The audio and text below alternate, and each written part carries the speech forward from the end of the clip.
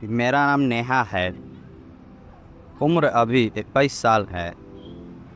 पर यह कहानी उस समय की है जब मैं 17-18 साल की थी और बोर्ड की तैयारी कर रही थी।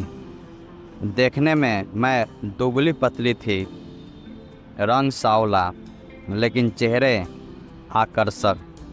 अक्सर लोग कहते हैं तुम्हारी स्माइल बहुत प्यारी है।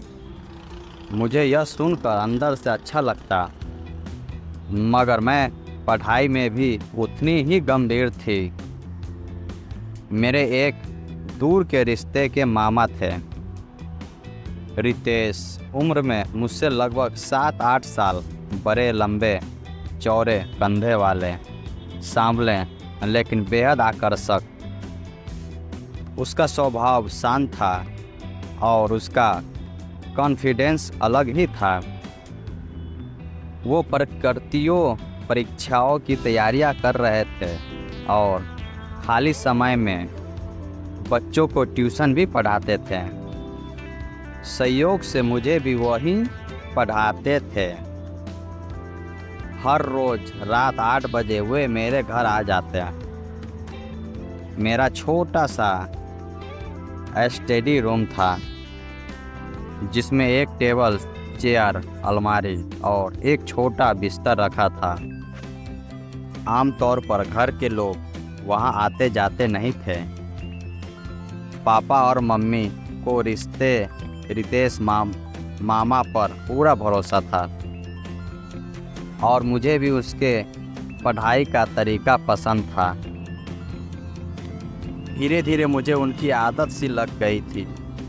वो हाफ पैंट और टी शर्ट में आते हैं। मैं भी घर में आरामदेह कपड़े पहन लेती।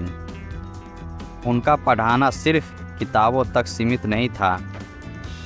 बीच बीच में वो जिंदगी, मेहनत और सपनों के बारे में भी बातें करते हैं। जब वो तारीफ करते कि तुम बहुत मेहनती हो, अच्छे नंबर लाओगी, तो दिल के किसी कोने में हल्की गुदगुदी सी होती। कुछ ही दिनों बाद मेरी मौसी की बेटी की शादी थी। मामी, पापा और छोटा भाई वहाँ 2 दिन के लिए चले गए। घर में सिर्फ मैं रह गई। पापा ने जाते समय मामा से कहा, रितेश, इन 2 दिनों में तू ही देख लेना, बाहर वाले कमरे में सो जाना ताकि इसे कोई दिक्कत ना हो। मामा ने मुस्कुराकर हामी भर दी। उस वक़्त मेरे दिल में अजीब सी हलचल थी। पहली बार घर में बिल्कुल अकेली होने वाली थी और मामा यहीं रहने वाले थे। शाम को मैंने जल्दी से खाना बनाया और उनका इंतज़ार करने लगी। ठीक 8 बजे डोरबेल बजी। मैंने दरवाज़ा खोला। सामने मामा थे, हाफ पैंट और हल्की सी ढीली टी शर्ट में। उनका चेहरा पसीने से चमक रहा था। शायद तेज कदमों से आए थे। वो अंदर आए और हमेशा की तरह पढ़ाना शुरू कर दिया। इस बार पढ़ाई बिल्कुल हल्की सी लगी। जब पढ़ाई ख़त्म हुई तो मैंने कहा, मामा चलिए साथ में खाना खाते हैं। उन्होंने पहले मना किया लेकिन फिर मान गए। हम दोनों ने साथ में खाना खाया। माहौल अचानक हल्का फुल्का हो गया। मैंने नाइट ड्रेस में शर्ट और ढीला टॉप पहन लिया। वो मुझे देख रहे थे लेकिन कुछ कह नहीं रहे थे। उनकी आंखों की चमक मुझे भीतर तक छू रही थी। हम फिर से स्टडी रूम में लौट आए। मैंने हंसते हुए कहा, मामा आप टीचर बन जाएं, आप बहुत अच्छे पढ़ाते हैं। वो मुस्कुराए और बोले, टीचर बनना आसान नहीं है, लेकिन तुम्हें पढ़ाते पढ़ाते सच में मज़ा आता है। उनकी बात सुनकर मैं हल्की सी शर्मा गई। कमरे में सन्नाटा सा छा गया। बाहर रात गहरी हो चुकी थी। मैंने टेबल पर रखी कॉपी उठाई और कुछ लिखने लगी। तभी मैंने महसूस किया कि मामा की नज़रें मुझ पर टिकी है।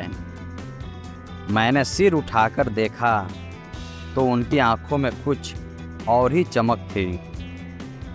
सिर्फ एक टीचर की नहीं, बल्कि एक पुरुष की, जो सामने बैठी लड़की को एक अलग नज़र से देख रहा था। मेरे होंठ सूख गए, दिल तेज धड़कने लगा। मैंने नज़रें झुका ली, पर मन में एक अजीब सा रोमांच उमड़ने लगा। उन्होंने धीरे से कहा, नेहा, तुम बहुत समझदार हो और बहुत खूबसूरत भी। उनके इस वाक्य ने मेरे भीतर आग सी लगा दी। मुझे समझ नहीं आया कि जवाब क्या दूं। बस हल्की सी मुस्कान आ गई। पढ़ाई का बहाना अब ख़त्म हो चुका था। मामा ने कहा, चलो थोड़ा आराम कर लो, इतना पढ़ाई मत किया करो। उन्होंने मोबाइल में वही साइंस वाला वीडियो चलाया और मेरे पास बैठ गए। इस बार वो पहले से और नज़दीक थे। उनके कंधे से मेरी बाह छू रही थी। स्क्रीन पर ध्यान देने के बजाय मेरा ध्यान उसके चेहरे पर था। उसकी खुशबू, उनका भारी सा स्वर, सब कुछ मेरे भीतर गूंज रहा था।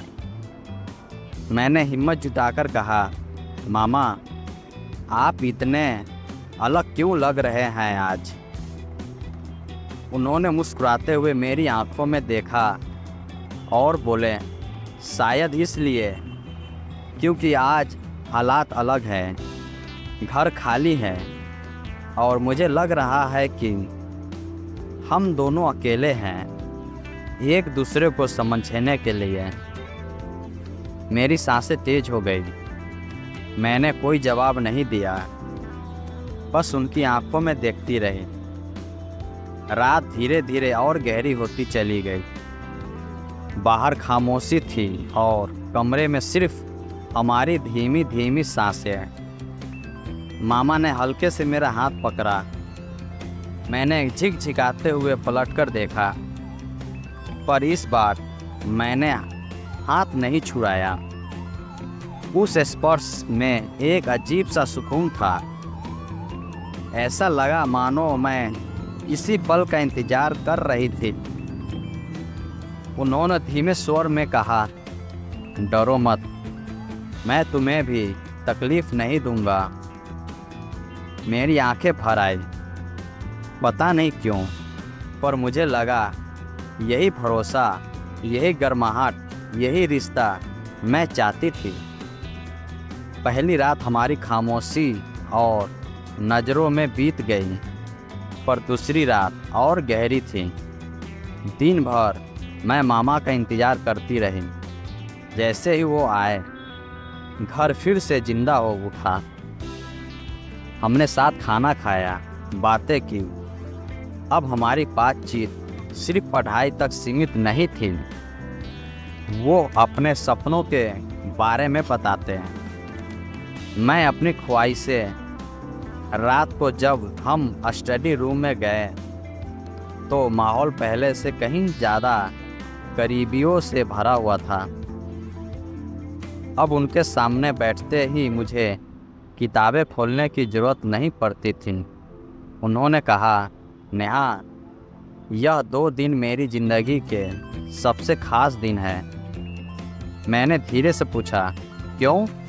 वो बोली, क्योंकि इन 2 दिनों में मैंने जाना कि मैं सिर्फ तुम्हें पढ़ा नहीं रहा, बल्कि तुम्हें महसूस कर रहा हूँ। मैं चुप रही, मगर आंखों से साफ था कि मैं भी वही महसूस कर रही थी। उस रात हमारी खामोशी टूटी।